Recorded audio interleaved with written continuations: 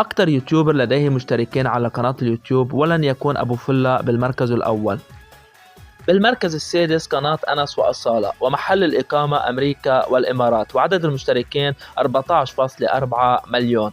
وبالمركز الخامس شبكة الألعاب العربية، ومؤسس القناة سيد، ومحل الإقامة البحرين، وعدد المشتركين 18.3 مليون. وبالمركز الرابع قناة نور ستارز، ومؤسسة القناة نور نعيم، ومحل الإقامة الإمارات، وعدد المشتركين 20.2 مليون. وبالمركز الثالث قناة مشيع، مؤسس القناة محمد مشيع وعائلته، ومحل الإقامة السعودية، والتصنيف العائلة، وعدد المشتركين 22.5 مليون.